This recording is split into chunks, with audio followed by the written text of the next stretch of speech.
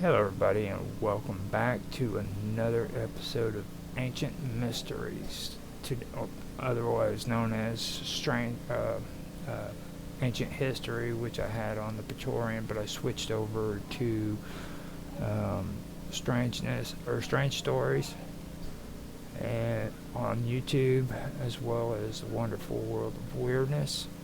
Now, today I am going to continue where I left off.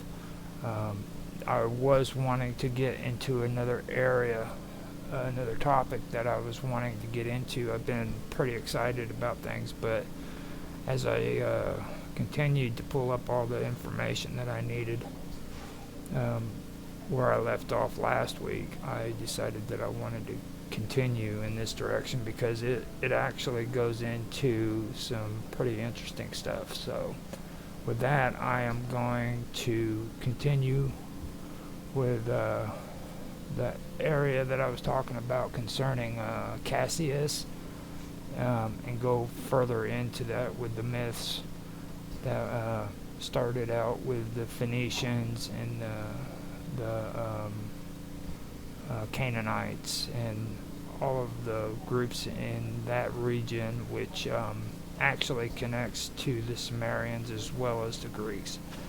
So for people who are into this kind of discussion, this is where it starts getting a little bit more interesting. So with that being said, let me go ahead and start with my readings and see where we go.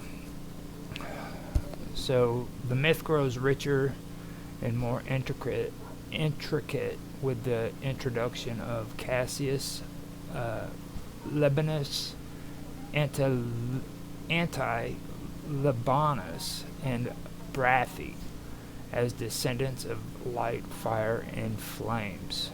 Each of these figures can embody distinct aspects of their elemental lineage, creating a multifaceted generational myth that explores cosmic forces and their influence on creation and existence. Let's delve into their roles and relationships within this expanding mythos. The name Cassius suggests strength and resilience, possibly derived from Cass, to strike or cut, reflecting a fury, dynamic nature.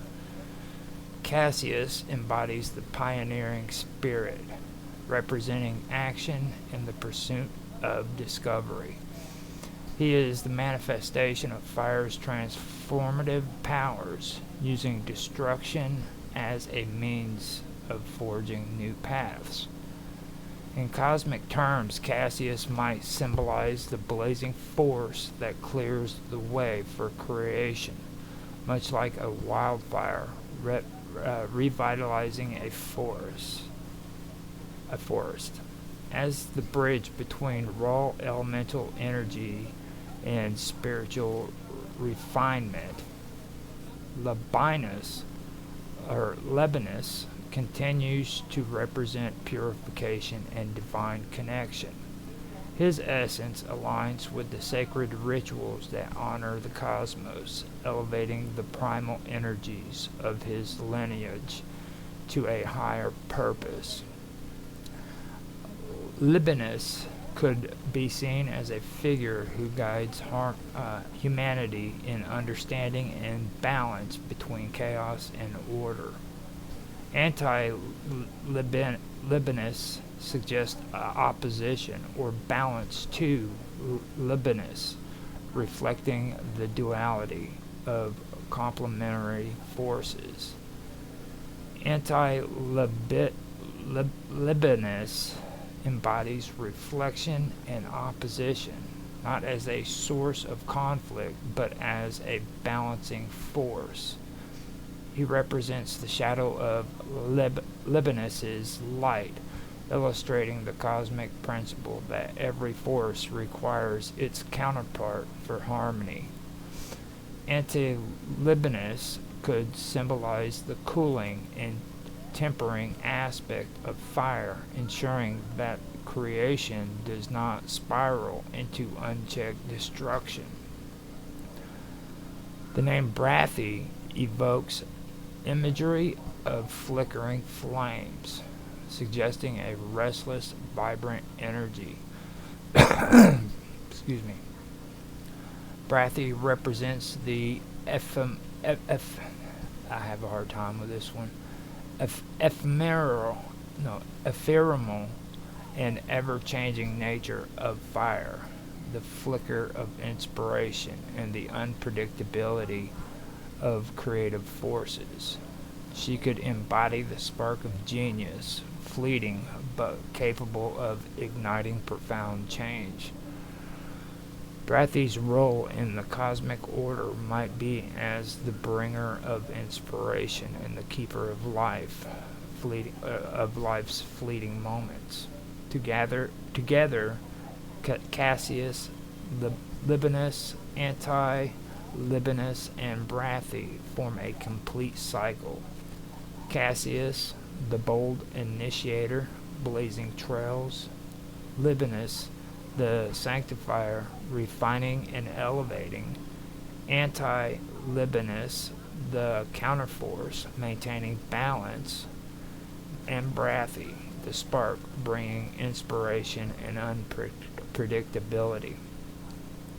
The four siblings embody the evolution of elemental force, moving from primal creation to the sophisticated cosmic dance.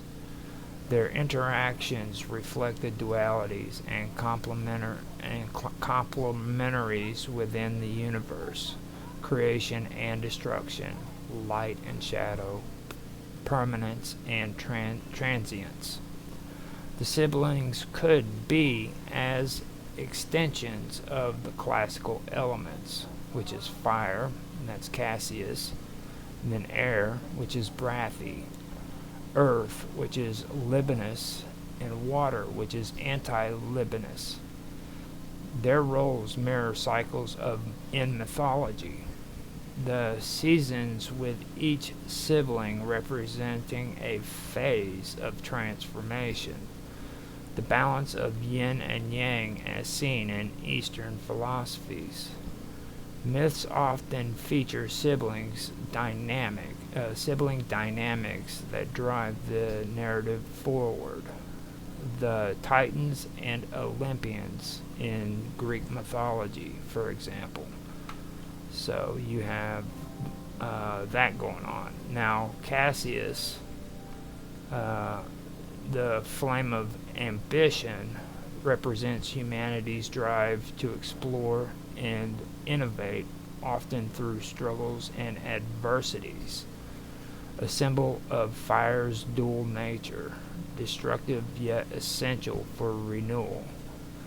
Libinus is the sacred guide, which embodies the spiritual journey, leading humanity to higher understanding and purpose, and represents the sacred connection between the divine and the mortal. Anti-Libinus is the balancing force, a reminder that every action has an equal and opposite reaction, emphasizing the importance of balance in all things. It also reflects the necessity and restraint and contemplation. It also reflects the necessity of restraint and contemplation. Now, Brathy is the spark of life, and that highlights the fleeting, precious nature of existence and the beauty of impermanence. It inspires creativity in the pursuit of the ephemeral,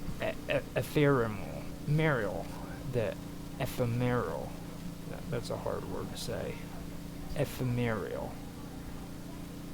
The tale of Cassius, Labanus, Anti-Labanus, and Brathy enriches the generational myth of Ian and Protagonus, adding layers of complexity and resonance. Each sibling represents a unique facet of the elemental forces, contributing to a harmonious cosmic cycle. The stories of now after that, I was going through the elements, and how that relates. Now this goes back to what I was discussing before with the four winds, and it also kind of it does actually dive into a lot of Indo-European beliefs, which I'd also been discussing. So just fill everybody in who hasn't watched the previous episodes, if you want to kind of get an idea of what I was just discussing. That is something that I was discussing earlier that you can catch on some earlier episodes that I have been having as well. So that is there. Now after that, what I want to get into is relating a few stories that I'd gone over last year, and this year I want to kind of elaborate on them a little bit more. And the reason for that is, like I said before, we kind of went off track last year. It was good episodes, don't get me wrong, we did discuss a lot of good stuff, but there was things that I wanted to actually dive into when I came into these stories, and I wanted to talk about them. So with that, the first story is the stories of Semiramis, Unis, and Ninus. Now the stories of Semiramis, Unis, and Ninus come from a blend of historical records, mythological accounts, and ancient legends. They are associated with the early history of Mesopotamia and the ancient Assyrian Empire. Over time, these figures have been enveloped in layers of mythology, often blending fact and fiction. Semiramis, or Shamu Ramat, is believed to have been a real historical figure who lived during the Neo-Assyrian period. She was the wife of King Shamshi Adad V, who ruled between 823 to 811 BCE, and the mother of Adad Nirari III. Now Shamu Ramat ruled as regent after her husband's death until her son came of age. She is one of the few women recorded in ancient Assyrian history to have wielded significant political power. Now, Semiramis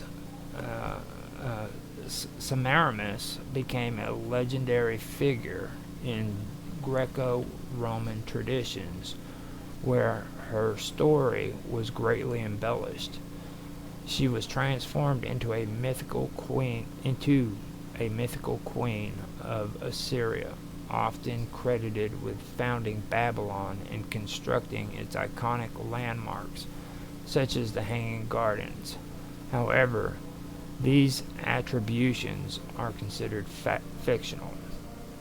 And I was debating on bringing this up, but I figured it was noteworthy, so I figured I would mention this. There's been also speculations on the things that actually occurred when the Jews were taken into captivity by the Babylonians. Here in recent discussions, there are some people who are speculating that maybe it wasn't Babylon that they were taken into captivity to, because at the time that this was supposed to have taken place, the Assyrians had sacked Babylon and brought it to the ground, destroyed everything. And there's evidence to indicate that what they did is they moved everything that concerned Babylon to Nineveh, and that for a time period they were actually calling Nineveh the New Babylon, or Babylon. So there's speculation that kind of insinuates that instead of being taken to the actual city of Babylon that the Jews were actually taken to Nineveh, where that they called it Babylon because that was what they knew at the time period. You know what I mean? I mean, people didn't travel very long distances, so maybe they just weren't aware that this was Nineveh. They might have thought of it as Babylon, you know. So that was something that I did want to bring up. I didn't have it in my notes, and the reason for that was I did not know about this information until after I'd done all of this, and later on I learned it. But I was kind of debating on bringing it up at this moment, but then I was like, you know what, actually that's a good thing to actually bring up. So I did want to mention that. I did check out the time period too. This, at the time during the captivity, it would have been around the time that Assyria did sack Babylon, and Babylon sat empty and deserted for a certain amount of time period. So that's something to take into consideration. Now, the myth of Semiramis was said to be born of a goddess and raised by doves. This divine origin contributes to her legendary status. Semiramis married Onnes, Onnes, an Assyrian general, but her beauty and intelligence caught the attentions of King Ninus, who took her as his wife after Onnes's tragic death. She is credited with leading military campaigns across Asia and Africa, demonstrating exceptional strategic acumen. In one story, she is said to have conquered parts of India. Myths claim that Semiramis founded Babylon and oversaw its construction, including massive walls and the Hanging Gardens. Some accounts suggest that after her death, Semiramis was transformed into a dove, symbolizing peace and divinity. Onnes, or Unis, was an Assyrian general and the first husband of Semiramis. His story is more mythological than historical and serves to highlight Semiramis's beauty and ambition. Onnes fell deeply in love with Semiramis and married her. However, her extraordinary beauty and intelligence drew the attention of King Ninus, like I mentioned before. Now, Ninus demanded Semiramis as his wife. Onnes, overwhelmed by despair and humiliation, is said to have taken his own life. This tragic event marked the beginning of Semiramis's rise to power as Ninus's queen. Ninus is a legendary king of Assyria, often credited with founding the city of Nineveh, one of the great capitals of the Assyrian Empire. While Nineveh was indeed a historical city, there is little evidence to support the existence of Ninus as a real historical figure. Ninus is portrayed as a great conqueror who united Mesopotamia and expanded its territories. He married Semiramis after her husband Onnes's death and shared his rule with her. In some versions of the myth, Ninus died early in their marriage, leaving Semiramis to rule alone. Greek and Roman writers, including Diodorus Siculus, perpetuated the legend of Semiramis and Ninus, blending historical and mythical elements. The image of Semiramis as a powerful and sometimes controversial figure influenced medieval and Renaissance literature. While much of the legend is fictional, it reflects the grandeur of the Assyrian Empire and its cultural and military achievements. Semiramis has been depicted in various works of art, including paintings, operas, and plays, often emphasizing her beauty and strength. The tragic story of Onus adds a dramatic element to the myth, symbolizing the sacrifice made in the pursuit of power. Now, with that, I'm going to go into some stuff concerning another character that I brought up last year, which I have mentioned a couple times this time, and that is Sanachinathion. That's Sanachinathion of Baratos, or Berytus, however you would say that. So, Sanachinathion of Berytus, a Phoenician historian, was reputedly writing in the pre-Christian era, is a figure shrouded in mystery and controversy. His works, as cited by later authors like Philo of Byblos, claim to preserve the ancient religious traditions of the Phoenicians. These texts have been interpreted as an attempt to rationalize or historicize the mythological framework of the Phoenician pantheon.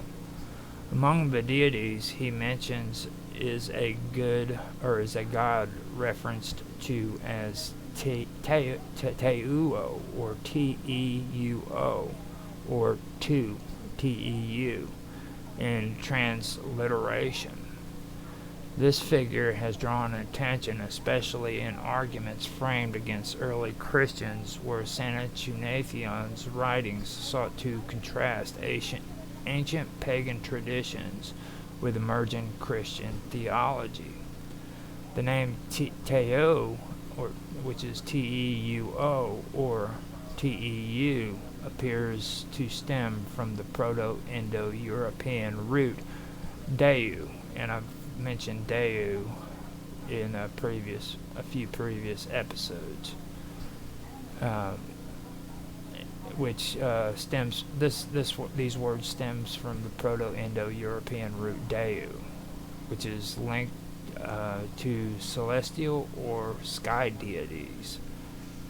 In Sanachinathian's context, Teo is often associated with the heavens or divine authority, aligning him with other sky gods in Indo-European and Semitic traditions.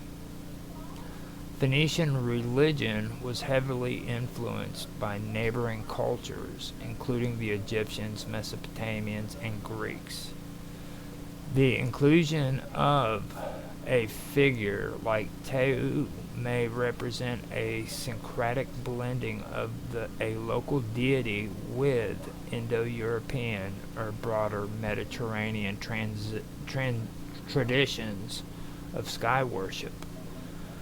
Sanchuniathon sought to demystify the gods, presenting them as deified historical figures or natural forces. In this light, Tueu might not only represent the sky, but also embody principles of cosmic order and authority. Sanchuniathon's writings, as preserved and adopted by Philo of Byblos, were often used by pagan philosophers in late antiquity to critique Christianity. They emphasize the antiquity and legitimacy of pagan traditions, presenting them as ritual and historically grounded in contrast to the new Christian faith. Tueo, or Tueo, may have been cited as an example of a god representing eternal cosmic principles, suggesting that these ideas predated and perhaps superseded Christian concepts of divinity. Tuau appears to be a localized manifestation or linguistic variation of a broader archetype. As mentioned earlier, Tuaz shares Tuaz shares etymological roots with Dyu, which is Dyeu, and represents justice, sky, and cosmic order. This connection reinforces the idea of Tuo, which is Teuo,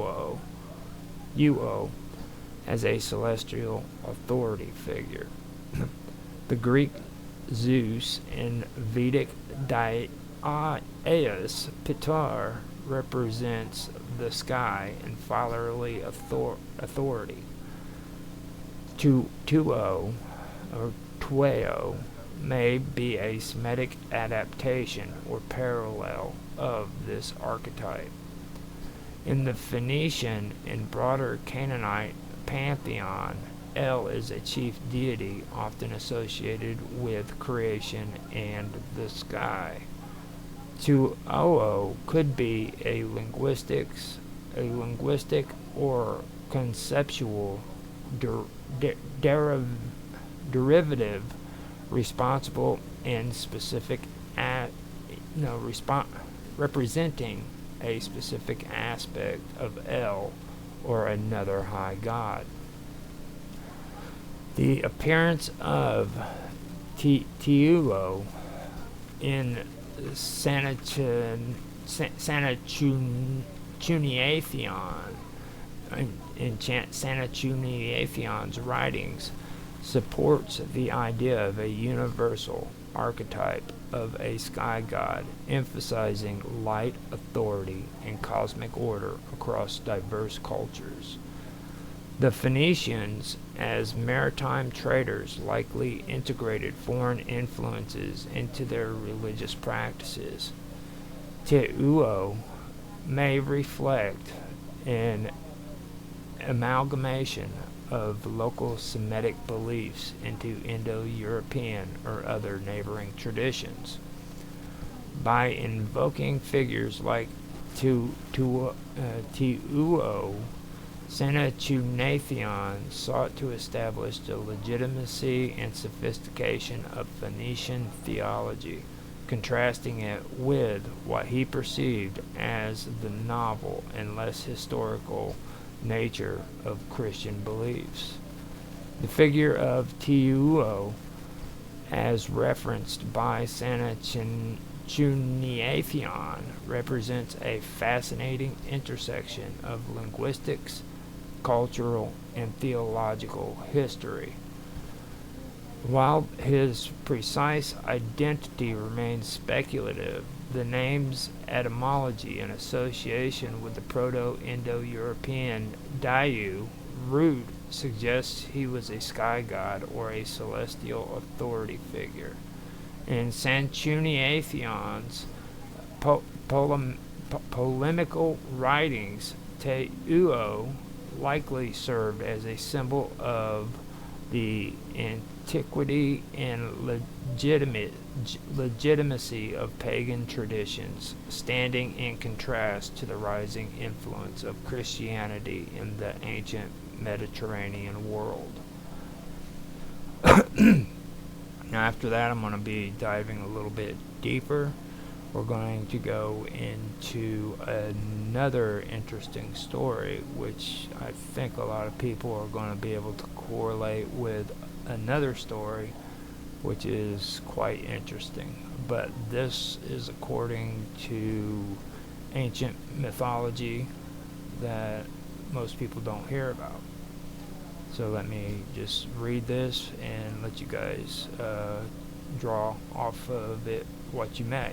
Now this starts out with a guy by the name of Abibalus. Okay, Abibalus, also known as Abibal, which is Abibaal, was a king of Tyre in the 10th century BCE, and the father of the renowned King Hiram I. While historical records about Abibalus are scarce, his significance lies in his role as a stabilizing figure in Tyre's monarchy, and as the progenitor of a lineage that led to one of the city's most prosperous eras.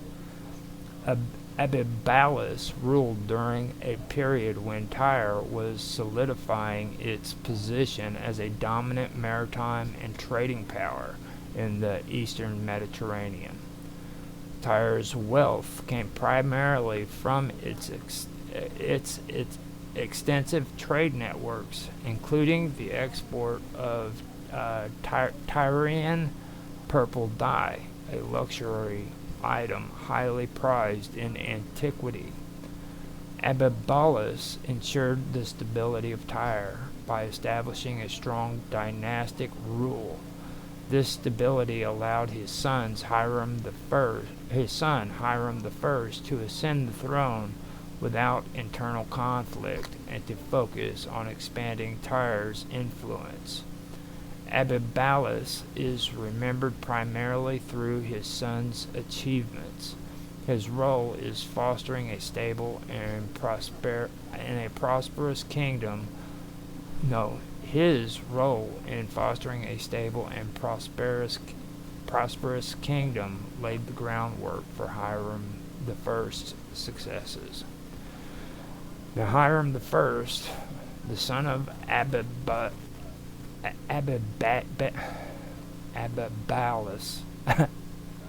Abibalus is one of the most celebrated kings of Tyre. Now, he ruled from approximately 980 to 947 BCE and is renowned for his architectural achievements, trading alliances, and contributions to the prosperity of Tyre. Hiram expanded Tyre's territories and influence through both diplomacy and commerce. Under his reign, Tyre became the dominant Phoenician city-state. He strengthened Tyre's maritime power, expanding its trade routes and establishing colonies, including settlements that would later grow into Carthage. Hiram undertook significant construction projects, including the expansion of Tyre's harbors and building of temples and palaces. He is credited with connecting the mainland city of Tyre to its island counterpart via a massive causeway. This engineering feat improved the city's defense and made trade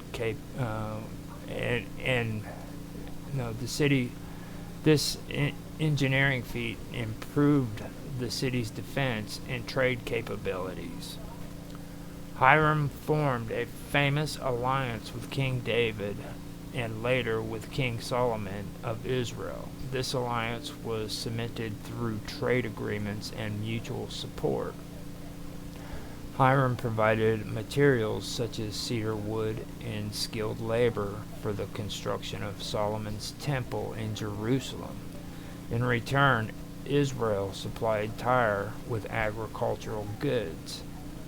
Hiram's alliances with Solomon is prominently featured in the Hebrew Bible, particularly in 1 Kings 5 and 2 Chronicles 2.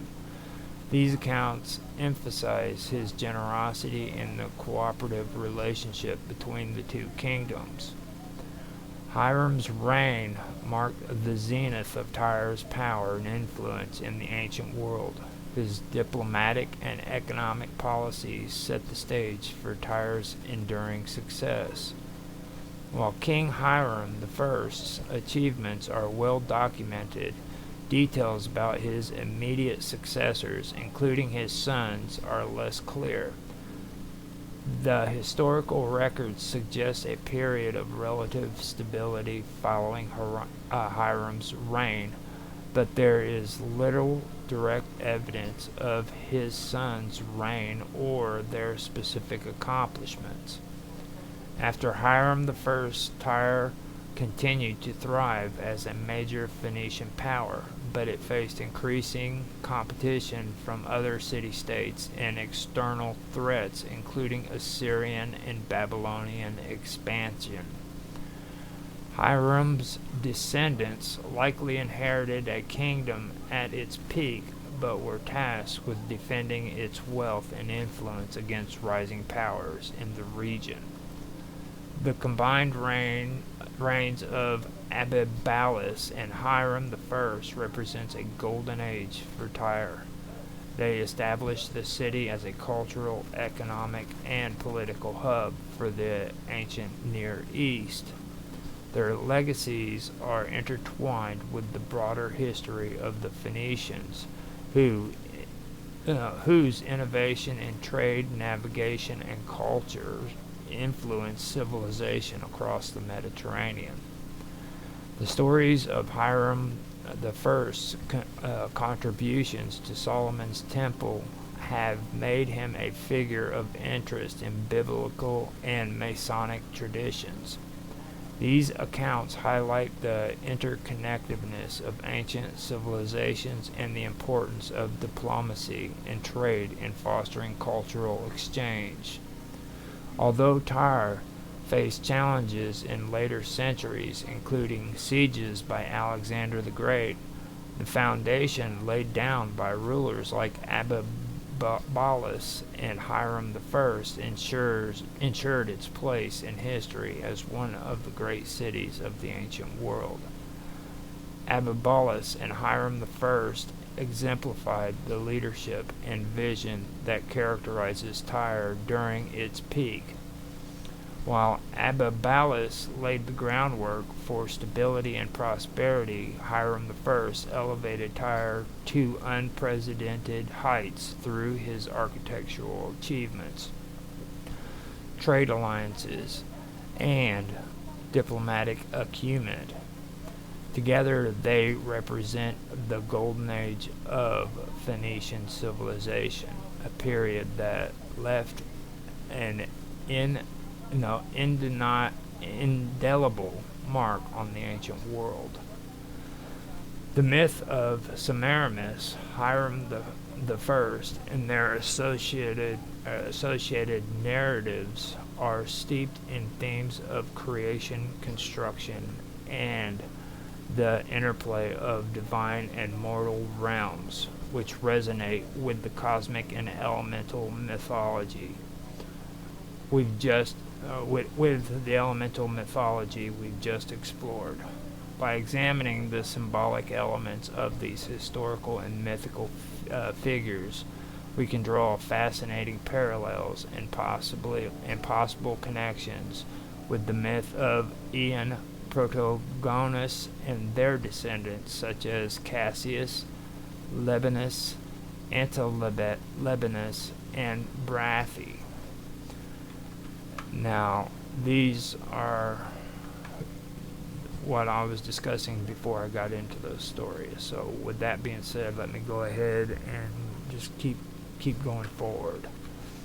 Now, Semiramis, the legendary queen of Assyria, is often associated with great feats of creation and construction, particularly the Hanging Gardens of Babylon, though this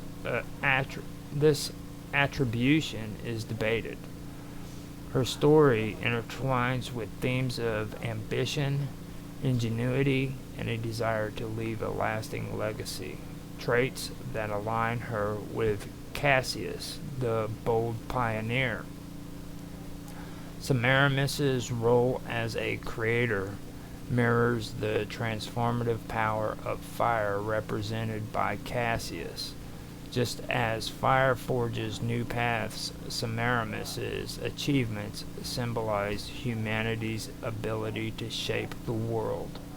Semiramis's ambition, while monumental, also reflects the dual nature of elemental forces, constructive yet potentially destructive, much like the interplay between Labanus, the sanctifier, and Anti-Labanus, the balancer.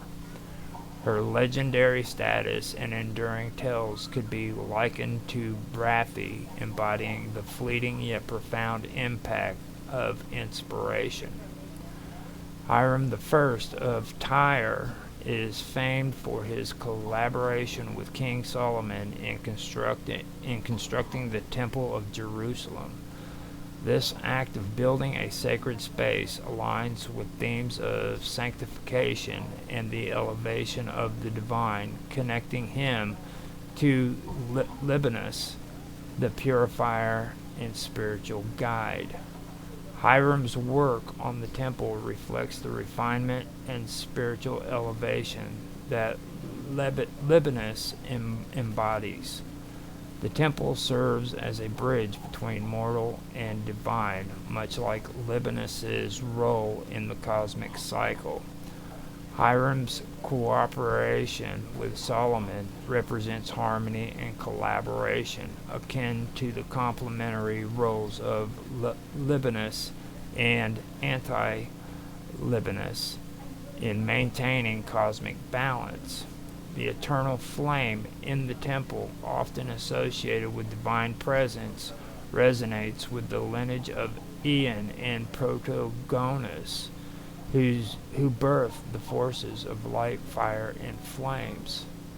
Cassius is fire and action, representing the bold ambition and creative force seen in Semiramis's legendary accomplishments.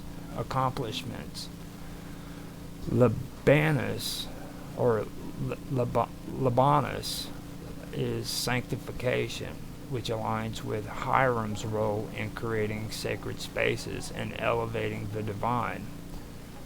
Anti-Libanus, which is balance, reflects the necessary tempering of ambition and creation, ensuring harmony. Brathi, which is inspiration, mirrors the spark of genius and fleeting impact of both Semiramis's legend and Hiram's architectural contributions. The duality of creation and destruction is evident in both Semiramis's and Hiram's tales. Semiramis's ambition led to the monumental achievements, but also carried destructive potential. Similarly, Hiram's sacred work required balance and cooperation, reflecting the interplay of opposing yet complementary forces. Both the mythological and historical narratives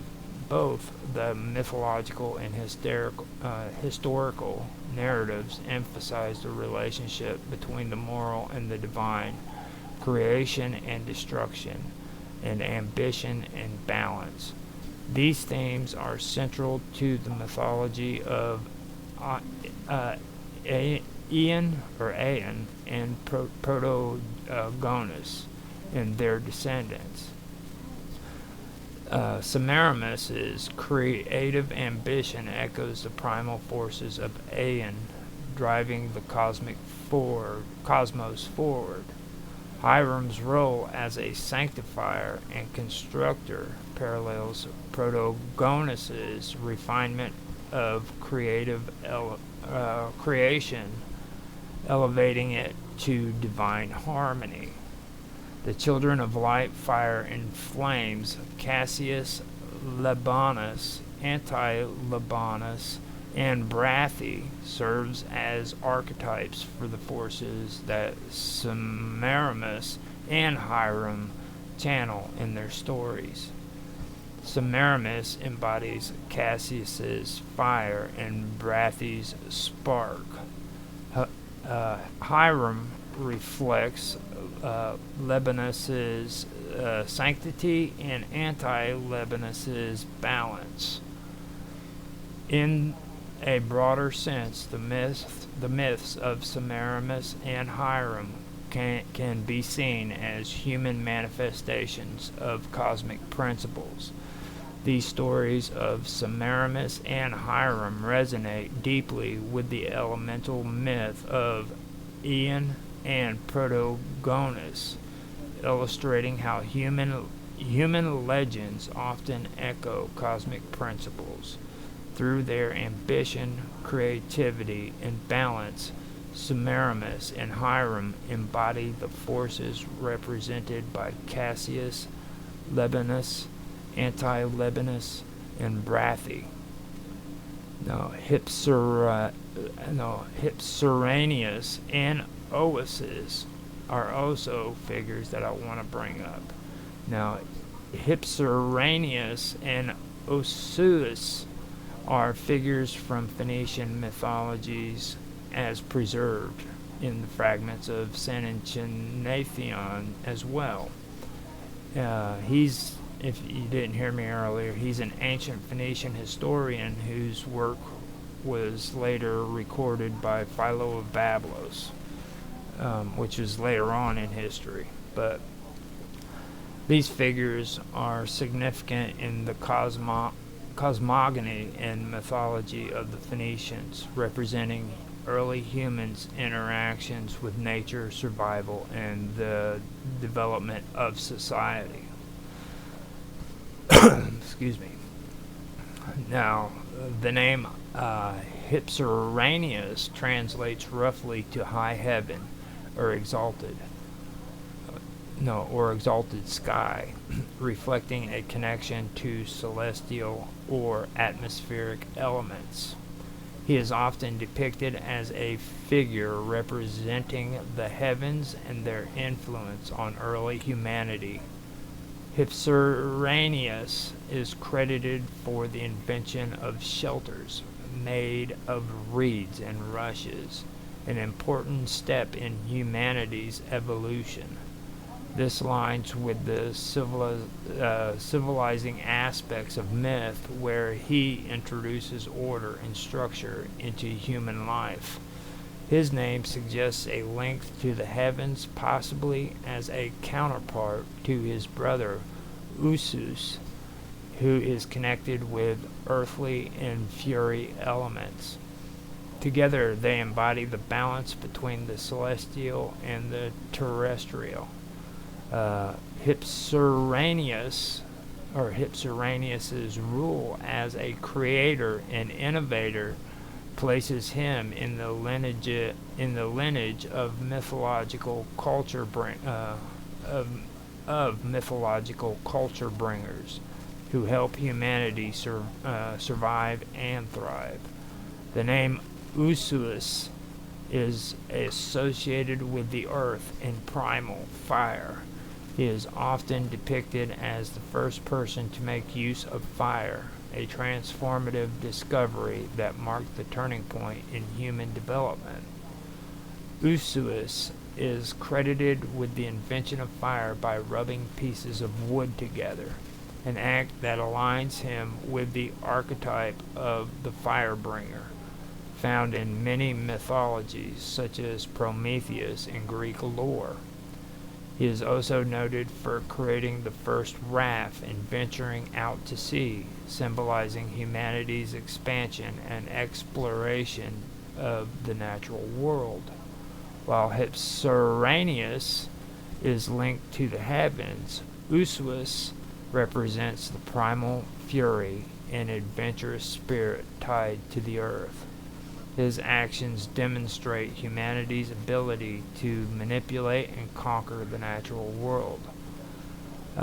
Hypsiranius, which is heaven, represents order, shelter, and the stability of civilization. His connection to the heavens suggests inspiration from above, reflecting the divine or cosmic guidance in humanity's development. Usus, which is earth and fire, embodies primal energy, creativity, and the drive to explore and transform. His connection to fire and the sea highlights humanity's ingenuity and adaptability.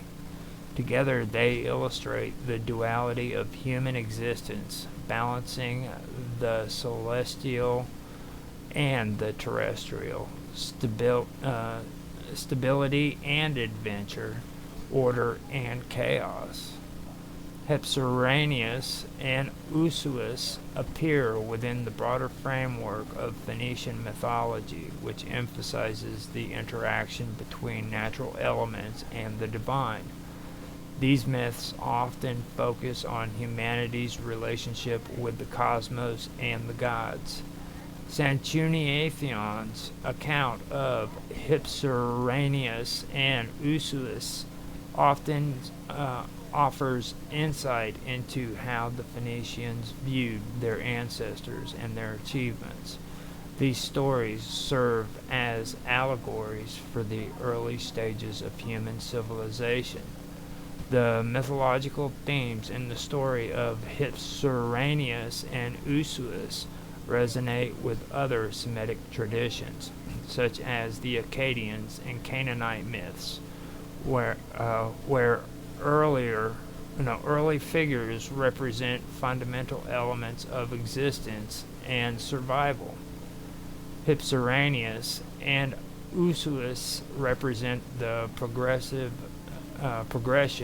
from primal survival to organized civilization, symbolizing humanity's ingenuity and ability to adapt to its environment.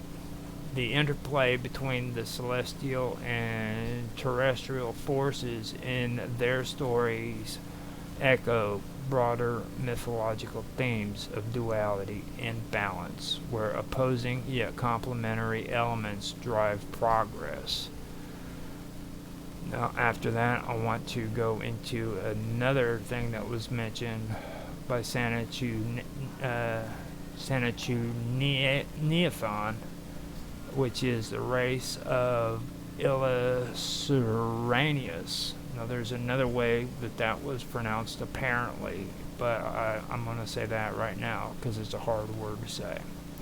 But the race of Ilissuranius, being connected to Agrias and Halius, suggests a link to the Phoenician mythological tradition and the works of Sanchuniathon, a supposed pre-Hellenistic writer who chronicled earlier Phoenician mythology. According to Sanchuniathon, as preserved in fragments through, Philo of Byblos, like I've mentioned before, Hypsiranius was a mythical figure tied to early civilization. His lineage or people are associated with Agrias and Helios, whose name reveal their archetype roles. Agrias means hunter. He represents the skills of hunting, a key component in early human survival and the domestication of animals. Helios means fisherman. He symbolizes the mastery of fishing, another fundamental skill for sustaining early communities. These two figures are personifications of essential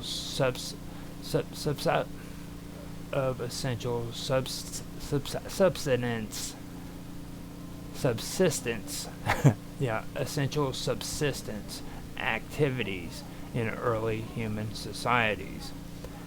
And my reading is really bad, and my pronunciation, not my reading, but my pronunciation, so I apologize about that. Reflecting humanity's evolving relationship with the natural world. So these two figures are personifications of essential subsistence activities in early human societies, reflecting humanity's evolving relationship with the natural world. The connection between Ilissuranius and Agrias and Helios likely stems from the mythological narrative of Hypsiranius as a figure tied to the heavens. Hyps equals high or sky.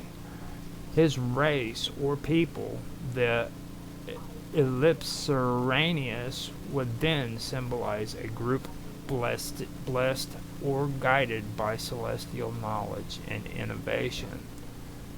Hypsiranius or Ilissuranius represents a figure of advancement, perhaps one who brought humanity closer to understanding the natural world through observation of the skies and patterns of the earth.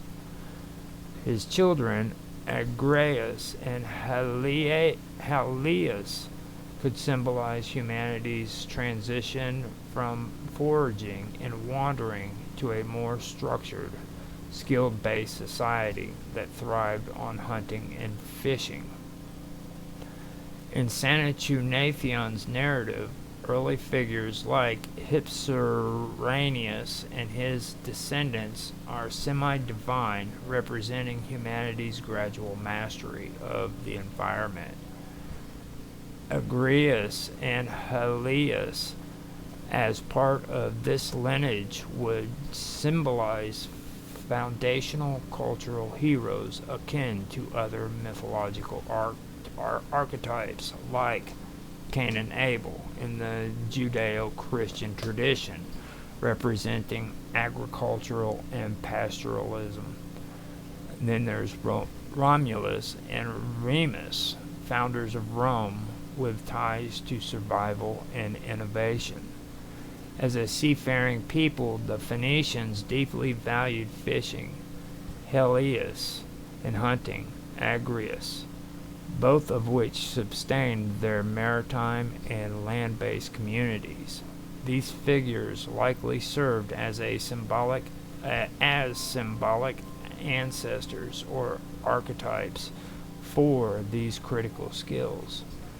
The story of Ellipsiranius and his race reflects universal themes found in mythologies worldwide: the hunter-gatherer phase of human development and the transition to skill specialization and subsistent strategies. Agrias and Helios, while tied to Phoenician mythologies, also echo broader European mythological traditions, where foundational skills and innovations are often attributed to semi-divine figures. You have Prometheus, bringer of fire, representing humans' mastery of technology. Then you have Cernunnos, a Celtic deity tied to hunting and animals. In this sense, the race of Ellipsiranius can be seen as a metaphorical bridge between the celestial, heavenly innovation and the terrestrial, earthly survival. The race of Ellipsiranius, represented by Agrias and Helios, symbolizes the development of essential survival skills in early human societies, rooted in Phoenician mythology and preserved in fragments of Sanchuniathon's work. Their stories reflect humanity's connection to both the heavens and the earth. Now, after that, I'm going to tell you about Chrysor. Now, Chrysor, whose name translates to golden sword or golden armed, from the Greek Chryse, meaning gold, and or meaning arm or sword, is a figure found in Phoenician mythology, as recounted by Sanchuniathon as well.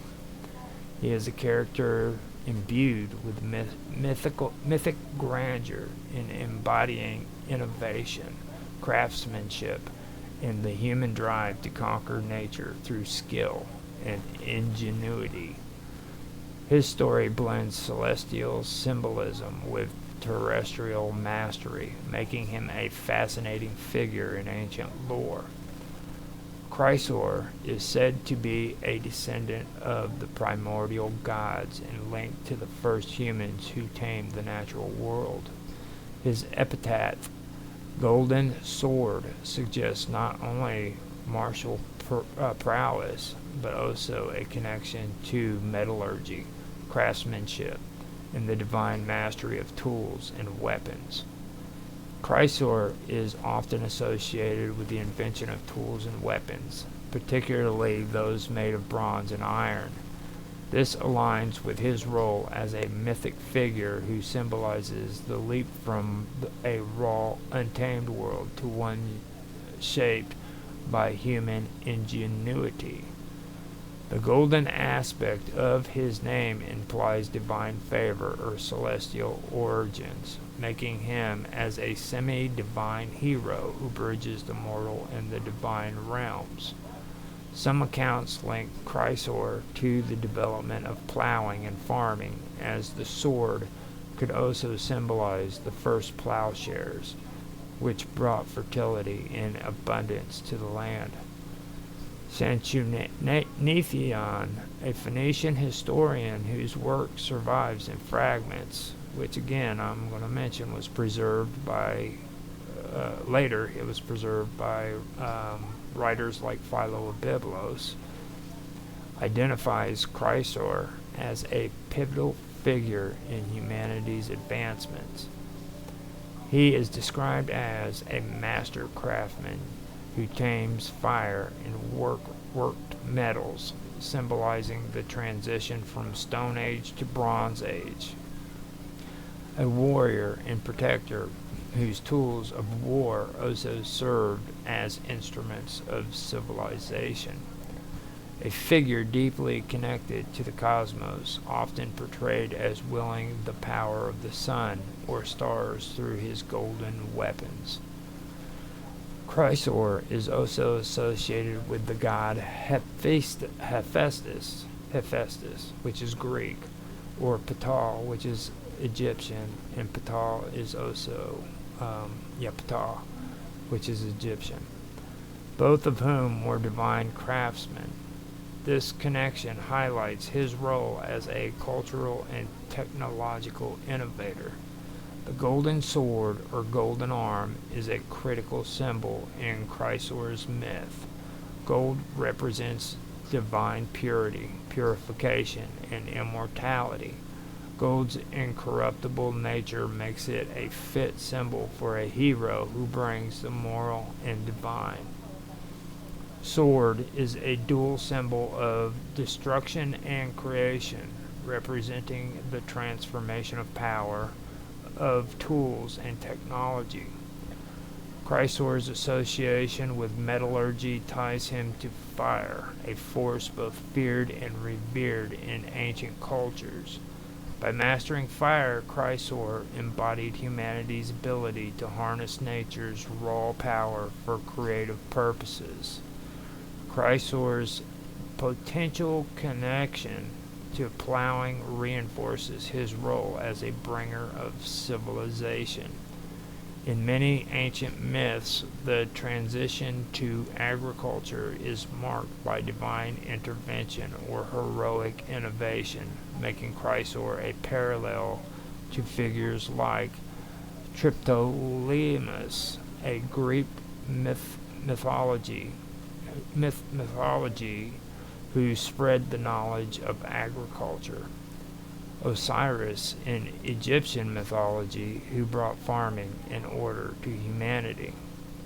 Chrysor shares traits with several figures from other mythologies. Prometheus, which is Greek, who stole fire from the gods and gave it to humanity. Tubal-Cain, which is biblical, and that's the first metal worker and craftsman mentioned in Genesis. Then you have Cernunnos, which is Celtic, a deity associated with the natural world and abundance. Then you have Cother-Wakasis, which is Ugaritic, and that's a Phoenician craftsman god responsible for making divine tools and weapons. Chrysor's story, though fragmented, offers insights into ancient views of progress and civilization. He represents the human capacity to innovate, adapt, and transform the world. As a mythical inventor, Chrysor embodies the importance of craftsmanship and ingenuity. His golden sword symbolizes the dual role of tools as instruments of both war and peace. For the Phoenicians, Chrysler likely served as a symbol of their maritime and metallurgical prowess. So that is what I wanted to go over this week. I was, like I said, going to change over to something else, but then I reviewed this and I was like, no, this is actually good stuff. So I did want to go through it, and heck, I might continue with this too. I don't know for sure at the moment, but I may just do that. This is actually turning out interesting for me. So with that being said, I hope you guys did enjoy. I am going to go ahead and first check to see if anybody made any comments to me or anything in the chat. I did get another follower on Twitch, Waka Fool. Thank you for following me on Twitch. I do appreciate that. And also, nothing is on Kick, but I should post in the chat that this is live stream Ancient Mysteries. I've been doing that in my chat because I don't really put anything much in there. Most people put bots and everything on there, but I've never done it. So there is nothing on Kick, but it's not bad to have it on there. I did get a comment for another video on Rumble, but that's empty too. There's 3 people watching supposedly, so thank you guys for watching. I appreciate that. And 2 people are watching on YouTube. Peggy Witherspoon made a comment. Could that be Mystery Babylon instead of America? I don't know exactly what you say. Oh, she goes on to say, what I meant to say is there are some who believe that America is Mystery Babylon.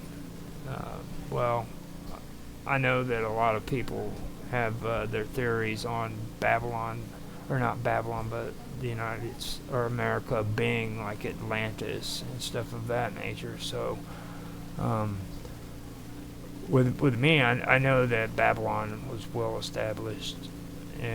The one thing that I find kind of interesting is the thing I said about Nineveh. You know, that is pretty interesting when you look at the time period. So I would mention the whole thing about people believing in the Americas being Atlantis. I believe Francis Bacon even wrote a book called the New Atlantis, New Atlantis, which he coined back then. And I know there's some people who believe that the Bermuda Triangle down by Florida is actually where Atlantis was and stuff like that. But those are the things that I know when it comes to America. There are people who believe that maybe Egyptians came to America and they have tombs that are down in the Grand Canyon. I've heard of that. There's other people who believe that Anastasia, however you would want to say, the Indians in the southwest part of the United States is associated with the Aztecs, and they in turn are from from Asia, from the Russians or Russian steppes and stuff, and they migrated across the Rainbow Bridge, which would have been the ice between Russia and Alaska, which later melted away. there's a lot of people who do believe that. So that is the best answer I could possibly give to that. So I hope I said enough to where it's adequate. So if anybody wants to make any more comments, I'd feel all right with answering them. If you're in the chat and everything, and I do appreciate that, Peggy. Those were good questions. I appreciate that a lot. So, yeah. It looks like I am done. I'm gonna get out of here before anybody asks me any more questions, because that scares me. I'm a timid kind of guy, so I hope you guys did enjoy. If you did enjoy, please like, subscribe, share, send me money, make me rich, because I am a poor boy, and I need all the money you can give me.